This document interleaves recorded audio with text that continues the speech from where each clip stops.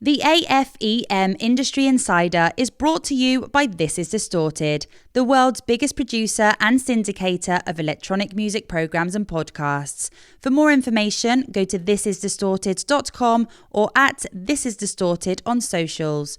On air, on demand, on brand. This is Distorted.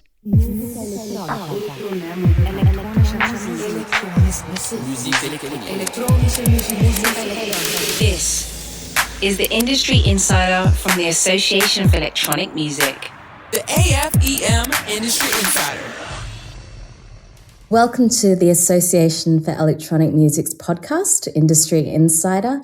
I'm Rosaline Yoon, a membership manager at AFEM. We're a not-for-profit and democratically run global trade organisation for electronic music. We've got over 290 members in over 41 countries. This includes labels, lawyers, managers, emerging tech, talent, and more. I'd like to thank all the team at This Is Distorted for making this podcast possible today on this very exciting topic about releasing music in 2025. Guiding us through this discussion is Connie Chow, Marketing Strategy Director of Dance and Electronic at FUGA and an Executive Board member of AFEM. And offering their unique perspectives on this topic are Aoife Lavery, a Senior Public Relations Manager at Infectious PR, Moody Jones, a General Manager at Empire Dance and President at Dirtybird, also an Executive Board member at AFEM, Goss, co-founder and CEO of Hospital Records, and last but not least, Benjamin Belaga, CEO and founder of Yoyaku. So with that, I'm delighted to hand over to Connie. Thanks, Rosalind. As mentioned, my name is Connie. I'm calling in today from Amsterdam. My predominant role at FUGA is the Marketing Strategy Director, and in that role, I guide my labels in what is the best release strategies, what they can be doing better, how they can work with their artists for better fan acquisitions, and all the hot words that everyone's throwing around these days. I think working in dance electronic music is a blessing and a curse. It is so fast. The life cycles move so quickly. I think if you listen to last year's podcast and compare it to this year, our answers might be completely different. And if we listen to it again in a year from now, the answers are even more warped. So I'm super keen to get into this conversation with you. I think a lot of these conversations are pretty philosophical with what music is in today's age, how it's being consumed. So with that, I think we can kick on in. I would love to hear from all of you what release formats is working. What has changed in the last year to this year, and how are you even approaching your release strategies? Are you going more singles-based, more albums? Do you even look at compilations anymore? What's happening in your world? I'm happy to go first just to break the ice, I guess. Hi guys, I'm Moody. So from our end, I run two labels. One is Dirtybird and one is Empire Dance. On the Dirtybird side, we've always had kind of a sense of community. We're celebrating our 20-year anniversary this year. So the fan base is very diligent and very loyal. So compilations is something we still look at. You know, we have over 400 artists that have put out music. So there's like a large roster of people to put out a compilation. Also, given it's a 20-year anniversary, compilations kind of make sense with a release strategy. In terms of singles versus albums, and that the question you had earlier, for a classic label like Dirtybird, and I think a lot of the dance labels out there, singles is still the way to go, specifically because that economy hasn't changed so much, and where dance artists like to put out, try out kind of every label. It's like going to a different club every weekend. You don't want to go to the same club over and over. So you'll shop your song around to all the different labels and like eventually do one or two songs. And then in return, those labels, if they're in the dance scene, usually they throw a lot of parties. And so you putting out a record with them is also you being part of the roster of artists that's considered when they're doing these events. And so, it adds more shows. Those shows in turn add the ability to get content, and it's kind of like a cycle with the release strategy. So from our end, it's definitely how we're not really looking at albums on the Dirtybird side. The Empire Dance side, which is kind of the newer model for music, we still sign. We don't do any single deals. All our deals are based on a more long-term commitment. where in the streaming community or in the streaming economy, if you're saying someone's a priority for you or someone is, this is what we're focused on, there's no way that makes sense when you only have one song coming out. So in that economy, it has to be a much longer commitment where we're building something together. It's a relationship, it's a partnership. And so on the Empire side, we're not doing anything less than 8 releases with an artist. I hear that. I mean, we're soon approaching our 30th anniversary, which is why I'm the only person here with silver hair. I have silver hair too. I just, it's dyed. Likewise. We've always, I think, philosophically wanted to have long relationships with artists. And so our background, going back to mid-90s, we were just always signing artists exclusively on 3 or 4 album deals. And if we were lucky, we would renew those deals. Everyone here fully understands that the last 5 years, let alone even like the last 12 months, have seen such rapid change. I think that we simply have to be more flexible than ever, because every artist and every artist's manager or team invariably has a different set of demands.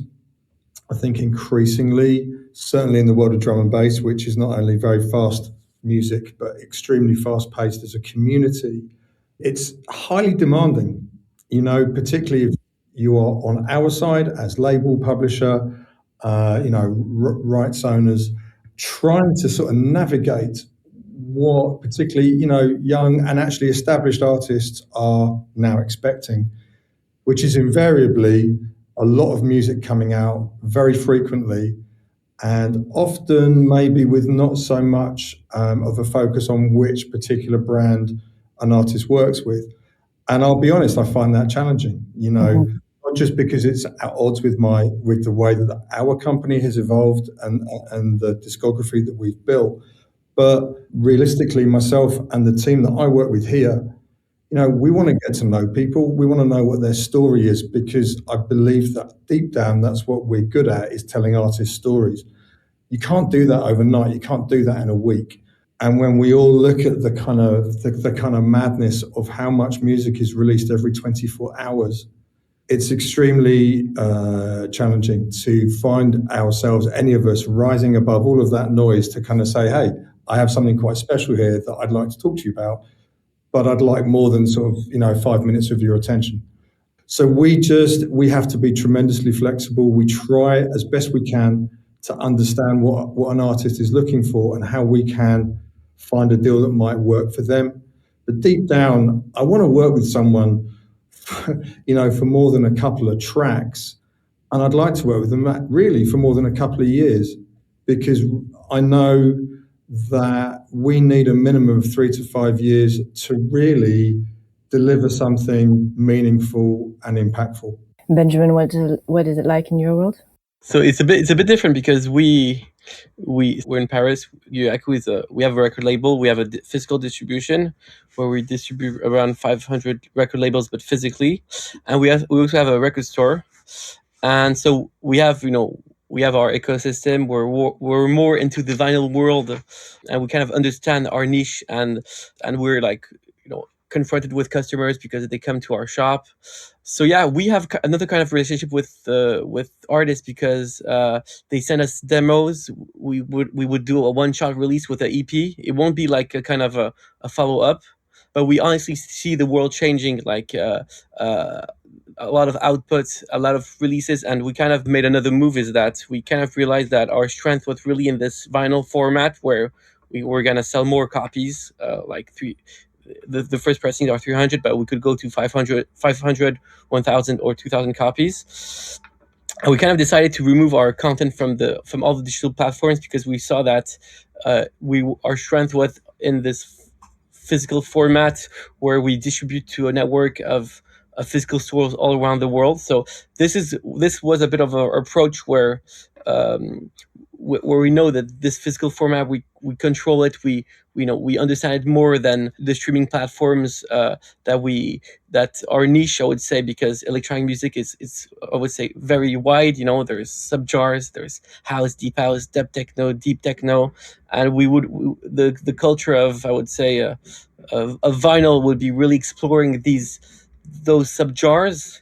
So yeah, we see also the world changing really fast. Trends, records we were selling a lot last year, we sell them less this year. So we see how the crowd changes. How we also have to be fast, understanding, but also keeping to do what we like in terms of A&R. So it's trying to find a balance of doing something sustainable, but also doing something in terms of music we also want to defend and want to push. Yeah. Do you ever find yourself in a hard situation because the act of discovery without algorithm is slower? I wouldn't say, because we have our own tools, and this is also like we kind of control. Even if we were only in the physical world, we have an online store that's really where we have a lot of traffic per month, and it's really modern. Like, we have our own API, we track data. We see in some territories where we're also strong. So I would say that we have our own ways of doing it. We don't depend on the algorithm so much, but we have our own way to extract data of customers buying this kind of subgenres or this kind of artists. So yeah, it's we have like a dev team on this, but it's not as strong as FUGA or Spotify or big online digital stores. Yeah, at a different point in time, I'd love to know more information about your fans that you see, because that's the goal, the active fan versus a passive fan. But Aoife, I would love to hear from you, in your opinion, about release frequencies, because you're working across multiple labels and you're also, I think, working with artists directly. How have you seen release frequencies change over the past few years? So I started working back with Infectious back in September last year, and we had, like, a lot of the artists and stuff that have been brought on recently. We've been looking, kind of mirroring what Chris was saying about trying to get those longer term artist development and album projects and so on. Like, we do some singles here and there, but I feel at the moment with the landscape with press and media that we're seeing the best results whenever we have longer to plan.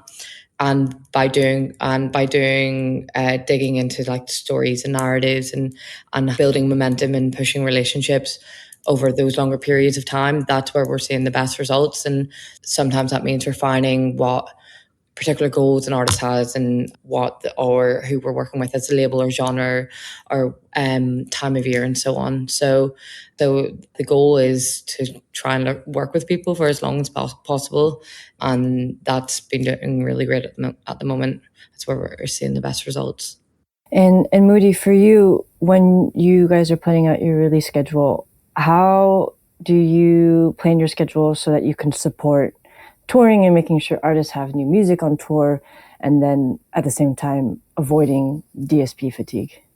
That's a good question. So in terms of planning releases, most of the time we don't really get involved with the touring. So most of the artists we work with are kind of experienced and have an idea of like if you're an artist, you know what you're doing and why you're releasing a song at a certain point. I don't think it's us that dictates when the song comes out.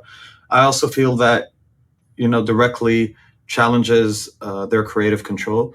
So most of the time we don't get involved in when a song should come out. I will, however, give them some guidance. Like, if I know that we have more than one song of a similar background or a similar sound or whatever, I'll be like, hey, just so you know, there might be another song that's similar. If that doesn't matter to you, then that's fine.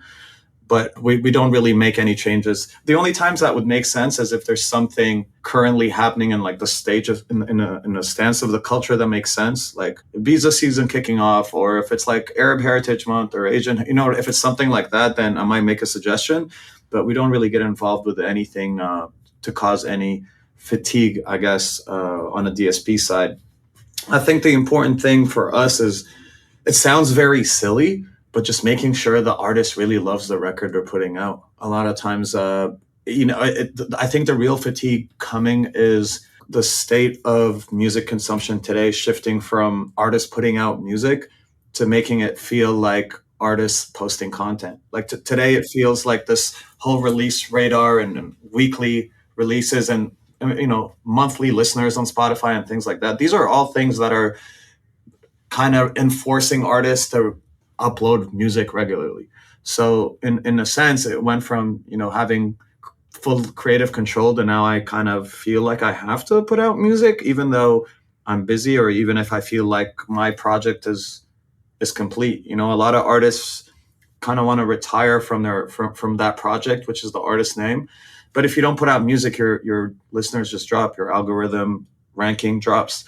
And so eventually it's like a slow death. You're slowly cross-fading out. You know what I mean?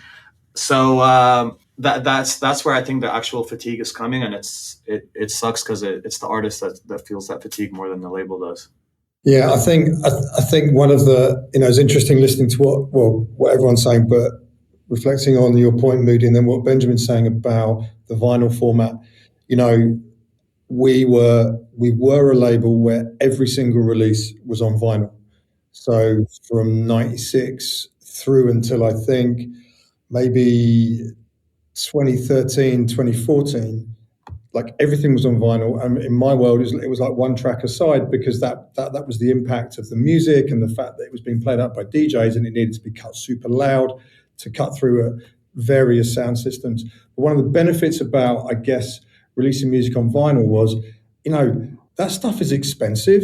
It takes a long time for perfecting the actual process. We use one particular cutting house in Devon because they are the best people to cut drum and bass music in the UK.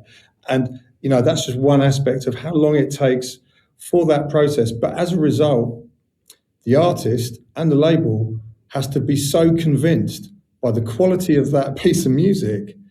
You don't just put content on vinyl, you put something that, you really love and cherish. And there's a certain sort of sense about, right, I am really, really committed to this release and to this song, right? Or this song or this EP, let alone this album. And so just thinking about what Moody was saying, I think all of us are to an extent sort of like suffering from this expectation of we all need stuff in the marketplace, rather than let's remember that as people working in the music business, let alone, whether we are artists or we're supporting artists making music and releasing music, the end game is meant to be delivering something special as a piece of music. And I think too that there is a danger that in these last few years, the industry has kind of lost sight of that. And to put what Benjamin and Chris were both saying, because you're seeing, both ends of the spectrum. And the most important thing is, if you're marketing to everyone, eventually you're reaching no one. And, Benjamin is able to own a pocket and build from there outwards. And so is Chris, you know what I mean? So I think it's because of so much noise, the less is more context is actually coming back to life. It's like a pendulum. And now the less things you focus on and just building a small niche community and then growing from there is the way to move forward.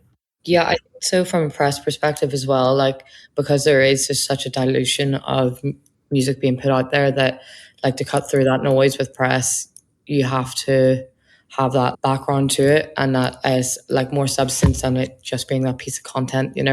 News, if sending out a press release isn't the same as it was 5 years ago, that you would get news across the board. You kind of have to have a few headlines in there to make it really cut through, and I think that's why, like, especially working like with people a bit more longer term and so on, as I was saying earlier, you can really develop that, like, training within artists as well, and making them see the importance of having their artistry and their music, rather than the fluidity of socials and so on as well. Both are important, of course, but I think it's like, it's beneficial for artists long term, and it's going to help, like, build their presence within that side of things, too. Gives it something more to hold on to. I think that's also the jealousy with artists versus content creators. A lot of artists spent decades to just build a community or a room that they owned. And then you have content creators that started building a community and then decided to become artists. But the rate of how quick they built that community and how much faster they were able to acquire fans is a little unfair. And that's what causes the jealousy or the resentment towards one another. For sure. It's also, I think it's super important with artists who are coming into a space where they typically online wouldn't seem like they belong in that space, that they're getting super popular or something like that. And having the benefit of press alongside of this is to validate their artistry and allow them to prove themselves whenever social people who like to pick on social media as their success, the basis of their success, whenever these younger artists and so on are properly credible and deserve a space to shout about that. One other aspect here, which has become a huge factor in the last couple of years, is just how much expectation and pressure there is on artists to be extremely skilled within the world of social media, because we are certainly seeing that there is such a need for artists individually to promote on every level and every aspect their new release, and to do that for more than 24, 36 hours. Now on the one hand, you have to then look at an artist's schedule and what are they doing? Are they releasing across multiple labels every 6 to 8 weeks? Let alone, is that particular artist comfortable within the realm of social media, which let's be honest, especially now, it's essentially face to camera. Now, I don't think I've ever done anything face to camera, but that's because I'm super old, but some of the most brilliant artists are not comfortable doing that kind of thing. And that does not mean that their music is any less valuable.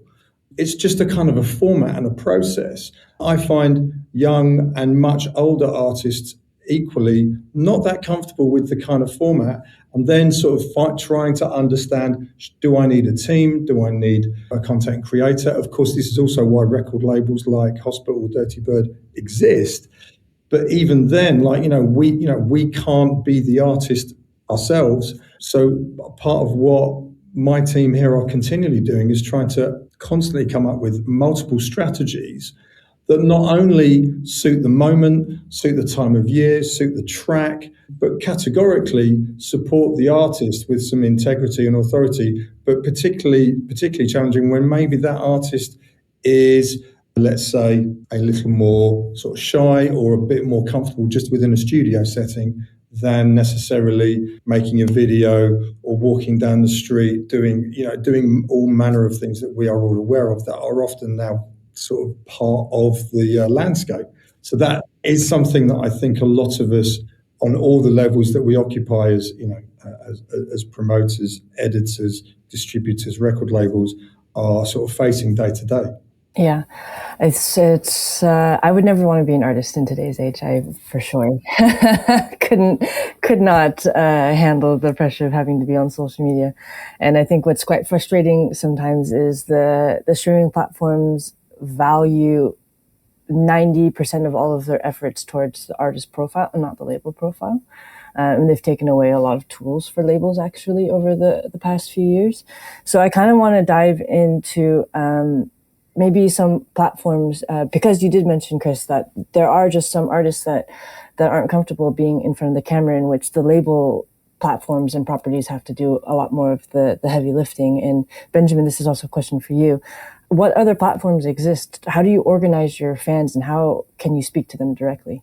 Often a platform that comes up first is Bandcamp, which I think is really, really valuable, but is at the same time is kind of also almost its entire own ecosystem. A lot of us are very familiar with the journey of Bandcamp and how it kind of got set up. But for what it's worth within the world of drum and bass, it doesn't necessarily work particularly well for us.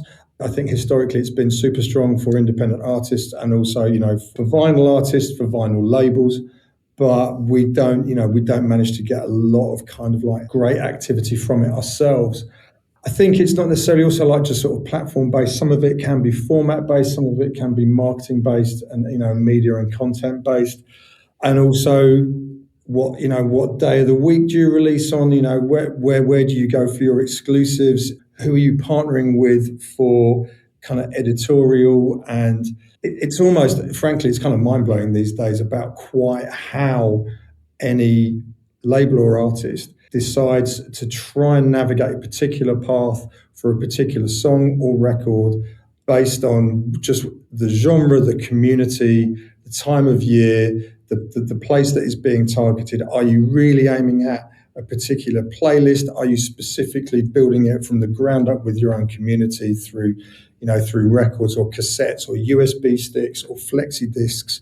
It's well, yeah, and I mean, you know what? People are doing it. Like, I think so many of us are we're spending a lot of our time thinking, what can we bring back? What hasn't been done this month? And what hasn't, like, let's do a mini disc release, or let's do it exclusively on that, or I don't know. But I think it's so far beyond sort of platform. In some ways it's good because it's like coming down to like a continuous stream of ingenuity and original ideas. Conversations like this where people are like, what are you doing? What's the best new idea you heard this week? Maybe we should try that. Yeah. Benjamin, how are you speaking to your fan base? Are you email based? Are you website based? So we actually are really, really active on Instagram and YouTube. So it's the way we announce the releases we have. We use those platforms to either announce releases of our own labels or those we distribute. And we kind of see a good reach of interaction. Like, we're curious. Like, we see the world is changing really fast. People are consuming content on Instagram or TikTok, and the 15 first seconds, they decide if they are going to consume it. So we also have to learn how to adapt and to get the message really fast in the first seconds. So we, hook the attention. So we're aware of this, and we're also aware of our audience. So we have this post on Instagram where it's kind of straight to the point. We're not on TikTok, even if we were curious to look what's out there, because it's not especially a tool we know how to use, and our audience isn't there. But we're also really active on YouTube, where we have like in-store sessions where artists play records in the store. It could be like underground artists who are not known, but like more famous artists. Like we had like Nina Kravitz, who also played a record set. It's not yet online, but we're doing the editing. So I would say we're in the scene of the electronic music, but we have this focus because we know this format. We had some in-store sessions that got a really good reach. There's one that's almost 2 million views from a Japanese artist called Tomoki Tamura, who's not at all known, but he made like a wicked set on vinyl with style, and so like audience out there that we didn't specifically know came to our audience, to our platforms, and we kind of like are discovering also new audiences that have interest in what we do. So this is a bit how we work out, and we kind of work out on having a conversion on our website. So these tools like Instagram or YouTube, we generally put our link of the website. We use like bots like ManyChat, where people comment on Instagram, where we send our link. So yeah, we use social media. We kind of try to hook them. I think like Bandcamp in our scene is really used for artists. We also push direct to customer strength from the artist or the labels to reach their audience. Yeah. And Moody stateside, because European laws are a bit stricter with text message marketing and things like that. How are you seeing SMS marketing being used stateside, or platforms like Lalo for fan communication? It's probably the most popular platform right now. Everyone is like owning their distribution network and communication with their fan base through platforms like Lalo or Community and things like that. The prices also changed a lot over the last few years. I think prior to that, it didn't make sense to the artist to be spending that much. But nowadays, it's been the tool that we use the most, both as a label and as an artist. So Empire, Dirtybird, we have our own Lalo channels, and then the artists themselves will have their own Lalo channels.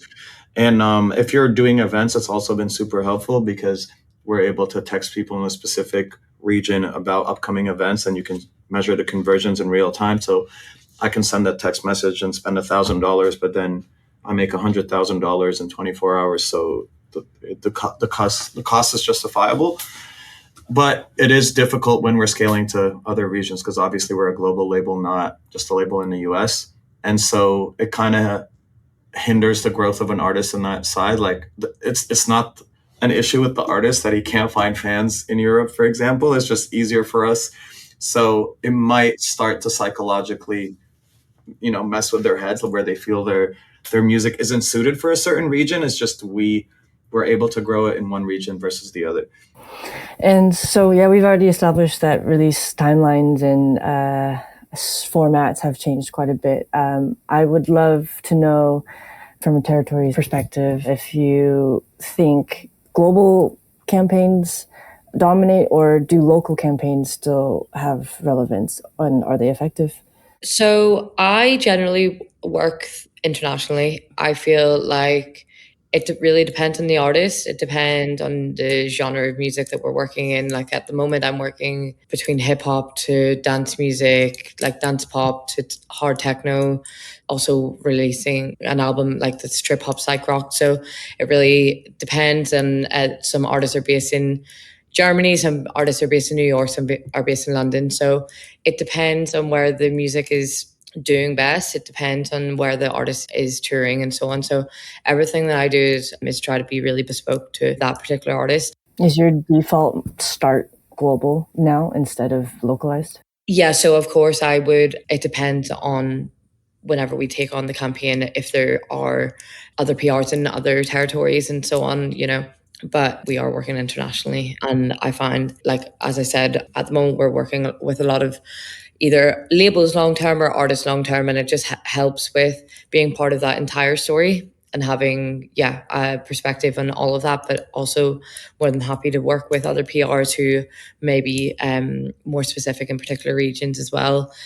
Yeah, we offer strength in all areas and are happy to make things work for that particular artist or client. So yeah, I guess that doesn't, the answer is it's relative. And we're seeing it's being relative and being strategic about what is in front of us. Yeah. I would love to hear from all of you the effort that you're putting into pre-release now, because I think even 3-4 years ago, that pre-release strategy kind of completely disappeared. And then with the rise of UGC and things having moments on social media before a release is even released, that pre-release UGC is now almost default. So how much of your what is your timeline for pre-release? When do you announce it? Is that something that you suggest to your artists? What do they feel comfortable doing? And how much of your marketing effort goes to before the release date? I think it's, again, fairly bespoke to the artist and the release. Let's say with some of the music we release, I guess some of our music is maybe a bit more club orientated. Some is when we're working with vocal tracks, and perhaps it is more sort of playlist and radio orientated, then that can be a longer kind of pre-release strategy. So there's quite a variety.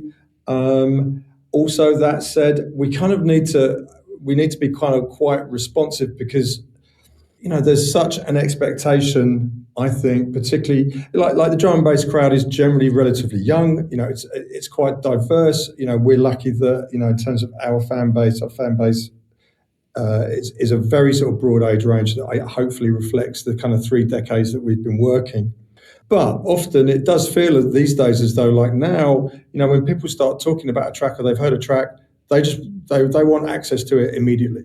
Right, which is somewhat at odds with the kind of history of my music in terms of drum and bass music, because we were built on dubplate culture, when the music that was being played in the clubs would be available maybe in a year and a half, because that was kind of almost like the whole kind of essence of the magic of the music. It was built on dubs that were being played by DJs. You had to go to a certain club to hear the music. That was the only way you could hear it.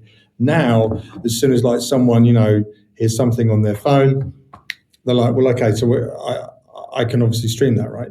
And invariably you can. And thanks to TikTok, you also, to an extent, you kind of have, it feels like that platform to an extent kind of validated the idea that you only really need to listen to 30 or 60 seconds of a track because that's music, which is kind of weird. But like, I guess to an extent with the way that short form content has like dominated the cultural landscape in the last sort of 3 to 4 years, people's consumption rate is so rapid that there's kind of like, there's almost like a feeling that like, okay, fine, I've consumed that, so I can move on. So, we have to adopt a very, very broad range of different strategies to suit the particular track or artist, and also what that artist is doing. We may be in the middle of a 4-single campaign. We may be working towards an album project. We generally steer clear of one-off singles because in the current climate that doesn't work. So, it tends to kind of, I guess, be based on what is the sort of seasonal, quarterly, 6-month, 9-month strategy for that artist at play. And to an extent, I guess that will then dictate how much activity is going on pre-release.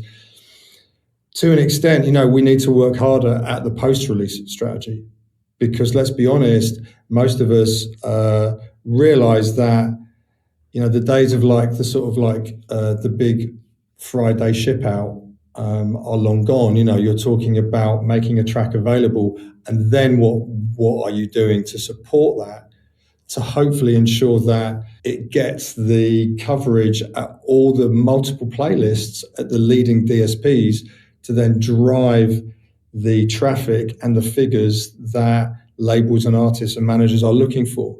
And that doesn't often happen overnight. And we also have now, we're in a world where things like discovery mode can mean that, a track that we released in the late summer that's done, let's say, fairly well, gets picked up by discovery mode, and like a year later is suddenly flying, and we're having to then adopt a whole second, third, fourth wave strategy to ensure that we maximize the potential of that. There's a fairly sort of varied sort of strategy list, I think. Moody, you said you looked like you had something that you wanted to say. How do you guys approach pre-release? In terms of how much we focus on pre-release strategy versus post-release strategy and so on, I think it, similar to what Chris said, it really is bespoke based on the type of artist and the music. But today, a lot of artists, especially on the DJ side, they've been very good at doing their own market research and A&Ring their own release strategy. Some of the successful artists I've seen, like Francis or Garrix or Night Freak and so on, they'll literally post 5 songs and be like, which one of these do you want? And then the crowd, the fans will be like, I want this. And then based on that, they will come up with the release strategy and align that with their tour. And now they have the content, and now they know which song they should play more. Because the one of the biggest shift is like the deconstruction of how songs move or evolve over time. Like radio used to be the pinnacle of how you make it, and radio used to have a lot of gatekeepers, and now that's not the case. I think today the real curators are back to what it used to be, which is the DJs. And so the more DJs are playing your record, that's essentially what radio is, because now you're consuming radio on socials.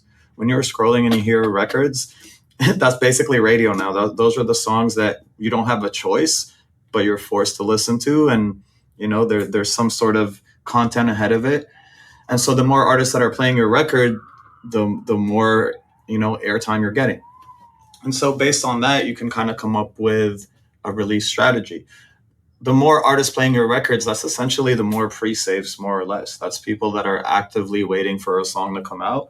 And when it comes out, there's going to be an X amount of, users that can't wait to hear it and are going to go search your name and are going to boost your algorithm and so on. But then you have artists that are, they won't put out I've seen a lot of rollouts where the artist is like, I'm only going to drop this when I get 10,000 pre-saves. But that's just, that matches their brand and their communication style and how they talk to their fans all the time. They've always done releases like that, so it makes sense. But if you're an artist who never posts on social, and like what Chris was saying, you're not very camera centric, that's not really the type of person you are, and all of a sudden you're saying that, it's just the brand to culture identity doesn't make sense, and it's going to alienate people from wanting to hear the song. Yeah. And Benjamin, what about you in the physical world? How does pre-release work for you? We basically have like 1 month before. I understand we're kind of in a different world because we don't speak so much about we don't really singles. It's generally EPs with 3-4 tracks. We kind of adapt in our niche, and I would say like I really understand that electronic music is like kind of a wide spectrum, and so we have a different way of working. We generally announce the records one month before the release date. When the cutting and the galvanics are done, so we have the test pressings, and we really know the release date is fixed. We kind of have a sober communication where generally we have artists who um, often they haven't been on social media or Instagram before, so they kind of adapt, and generally the record it lives the first month or 2 months of the release date. Afterwards it becomes forgotten or timeless, but yeah, most of the sales are part of this period. Yeah, speaking of rollout and release plans, Aoife, for a ideal rollout, what are the things that you need in order to have your optimum plan? Time. Time is nice. I like to plan. So yeah, it depends. Again, our single EP campaigns, minimum 6 to 8 weeks, album 3-month minimum, artist development 3-month minimum. Can you define what you mean by artist development? So an artist that comes and we kind of want to raise their profile within media, tell their story, and that could be and just increase visibility across media and publications in a traditional sense, and not non-traditional too, like helping with social features and so on, but looking across all their activities. So it depends on if some artists might have like a few EPs coming in different labels or their own label and touring and so on, and we would look at doing like a retainer type thing that is based across that whole spectrum of activity. Then it's different if a label comes to us, then it's a case of promoting certain records and so on. But again, everything's relative to the artist and what the goals are and what the strategy is. And I think it also depends on time of year and so on as well. Like if you have ADE coming up, then you have to allow for certain lead times, or IMS a few weeks ago. You have to, maybe do some planning in advance of that, because half of the industry is out at IMS or IDE and just planning around that. So, for an album, I like to say 3 months for a minimum for the campaign, allows 4 weeks planning and hours so on before, be able to get everybody's ducks in a row, get all the assets that we need, make sure that we're all aligned on what it is, what the story is. Like getting that narrative, I think, is just so important. And different talking points, unless you are the bigger name, it is, again, as we were saying before, important to establish what it is, what the concept is, deeper than just the surface, like trying to break through that, and trying to really, I love interviewing the artists and finding out like what it is about them that makes them the artist, even if they don't really realize that themselves, and helping just to be a part of that sort of structure. Then that just allows for us to expand visibility across different types of media. So different realms, like your specialist electronic if it's in that world, but then also looking at like culture and your fashion and food, even if it's relative, sport and so on, and just making sure that there's room to get the visibility or pitch across a wide range of things to maximize exposure, get feedback, see what's working where, if the music is even worth sitting in a certain place. It's all to do with what the tastemakers are saying and so on. So I think something else that needs to be considered when release planning is, especially these days, I'm finding that certainly a lot of our artists are wanting to collaborate. They're wanting to work with featured vocalists, sometimes 2 featured vocalists. As soon as your artist starts to work with someone who's not a signed part of that project, certainly from a label perspective and a management perspective, you need to kind of take on board that there are other conversations at play. And with all the best planning in the world, when the second vocalist that's featured on that track says, oh, by the way, I forgot, I've got a track coming out on this label the week following your single. And you're like, oh, okay, that didn't even come into play, and you forgot to mention that. And that's kind of just messed up the sort of 3 months worth of planning that we've been working on. And, and sometimes, it's just because people forget, or because actually people aren't very organized, or actually there are so many other plates that are spinning in that particular world, or, let alone just in a particular genre. Because there is so much music coming out, and people are often changing things, and you've signed something off and you've committed to a release date, and then someone else says, oh, you know what, but the label that I signed this track to, they just moved it by 6 weeks. There are a lot of variables at play these days, and that can make the very best release planning just sort of fall down quite quickly, and it can be quite frustrating. The upside to collaborations, though, is over the last year, collaborations did chart 2 to 3 times higher than releases by a single artist in the dance side. So there is an upside to collaborations, but you got to be careful and think about the actual politics of putting out a record with someone not on the same label. Yeah, for sure. And we've been, I would say currently it's probably 75% of our releases are collaborations or features, because I think, it's of course, it's one of the positive aspects of the digital landscape, right? Because people are so much more accessible. Like drum and bass historically has been really smart and online for 25 years. Like we were working with artists using AOL Instant Messenger. We were working with artists that I thought were in North London. They turned out to be in New Zealand, or they turned out to be in Brazil, because we were just working in that kind of space. So, in my world, people have been and continue to be collaborative. And absolutely, you're dead right. There are multiple positives. It's just that it can mean that collective kind of conversation is a little more layered and a little more tricky sometimes to control. Yeah. Absolutely. A lot more paperwork as well.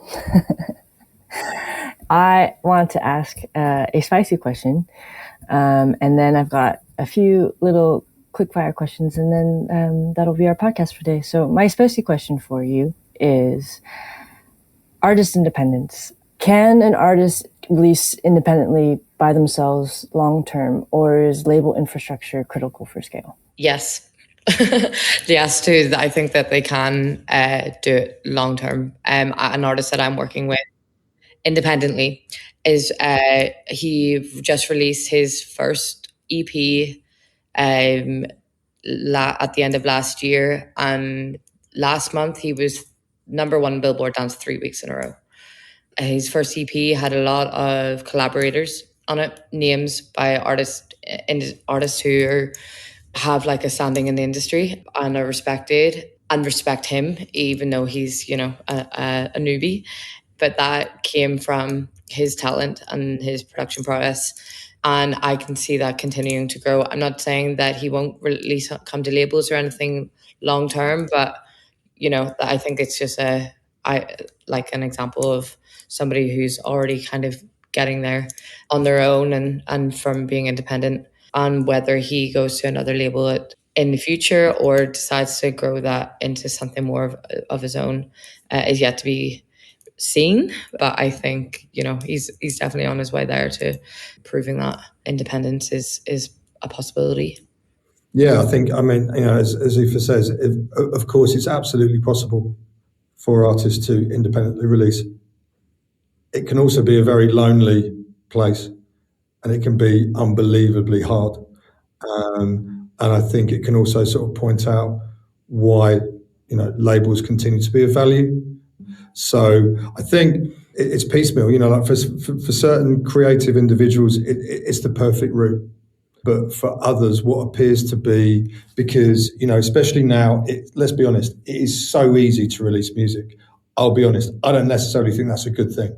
But it is, we can all just, we can all put out our next single in the next 15 minutes if we feel like it. So there is just so much noise out there. I think if an artist has a compelling story, has, highly impactful music, then, they may well strike out on their own and smash it. But they might also find that it's actually really, really frustrating and debilitating, and can feel like an impossible task. And that, in fact, the benefit of working with a really smart and creative label team, distributor team, can be what they need to find that creative collaboration and to actually elevate what it is that they do. Like, I definitely think it's possible. I'd like to think all the artists that are signed to us are independent.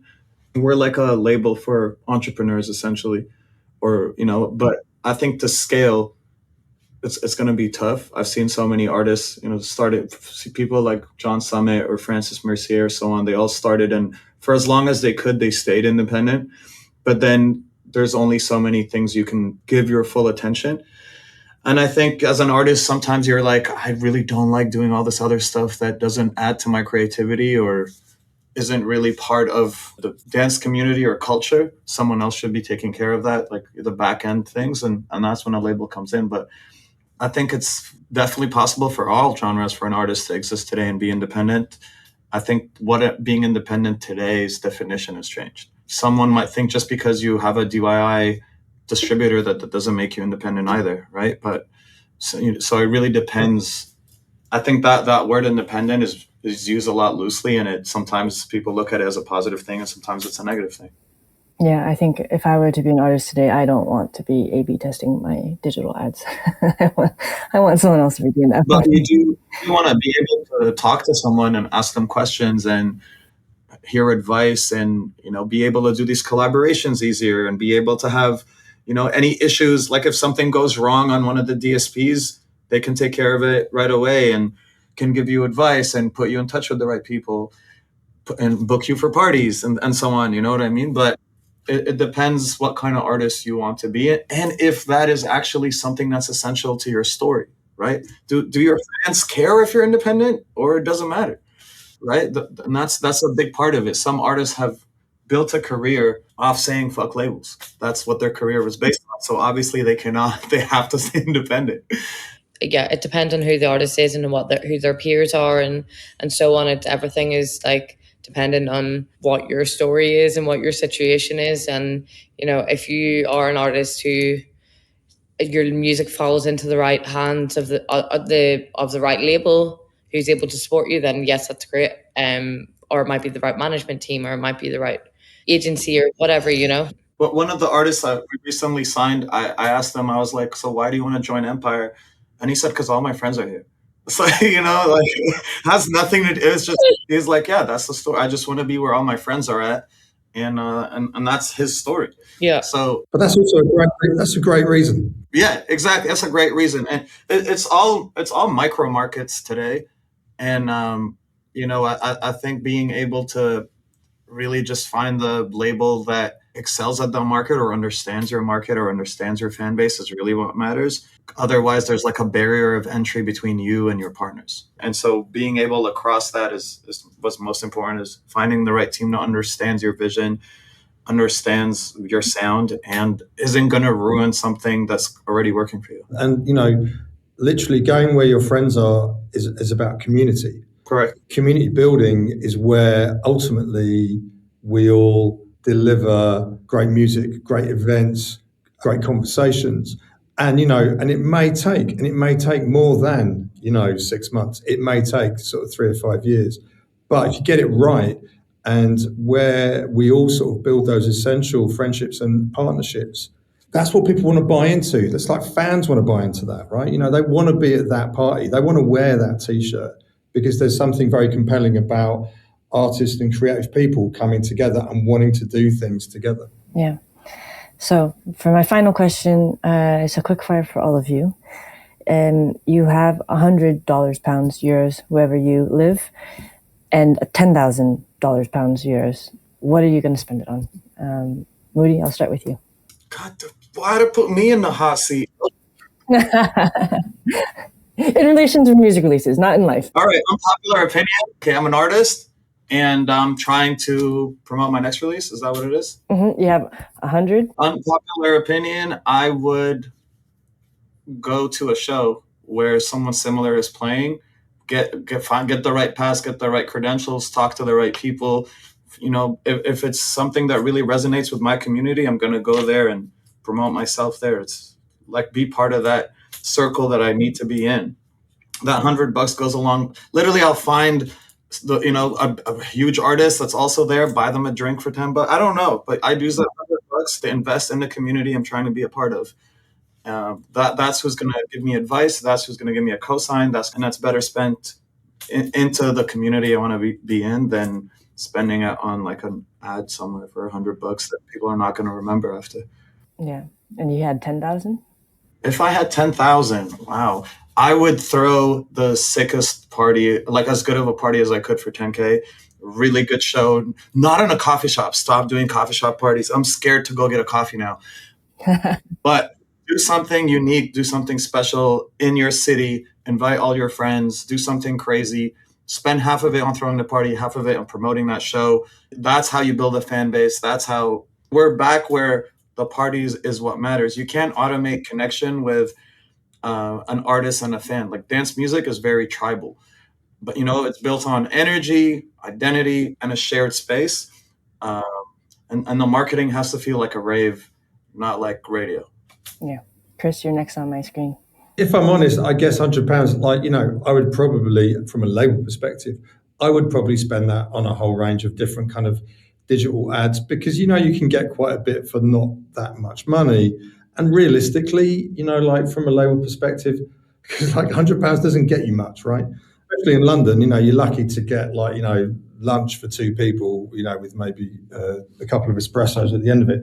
So realistically, yeah, I guess like, we would, because we do that quite a lot. I mean, let's be honest. I mean, that's what labels are doing these days is like utilizing sometimes modest budgets carefully, but effectively, at very specific sort of digital levels.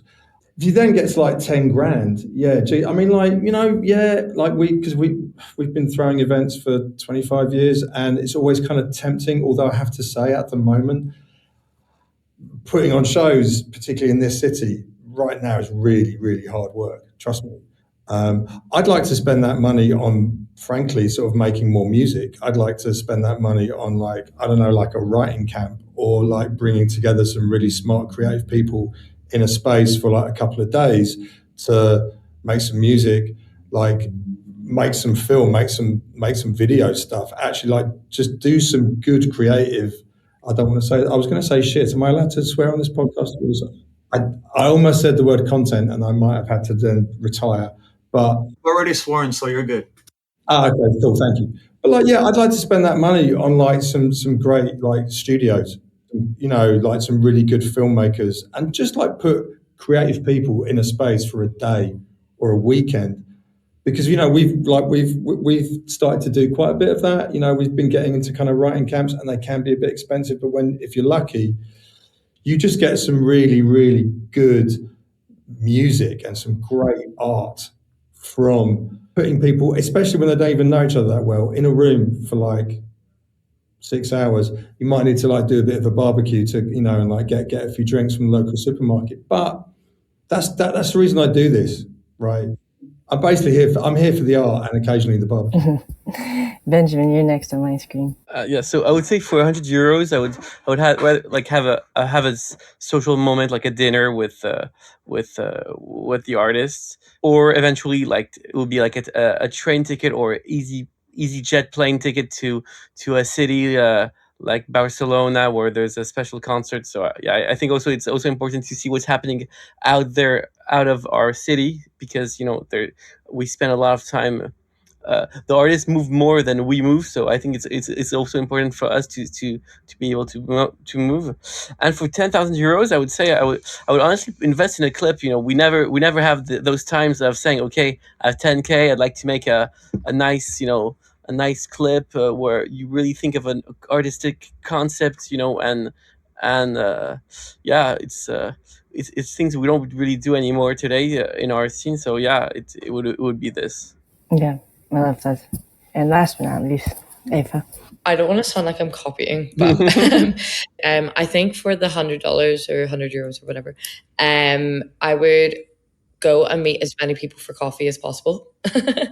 Yeah, I always find like face to face, you never know what you get out of it in terms of your own personal inspiration, who you might meet, who might be able to help you out, who you can help out in that moment, who might be able to help you out later, this community aspect as Chris was saying.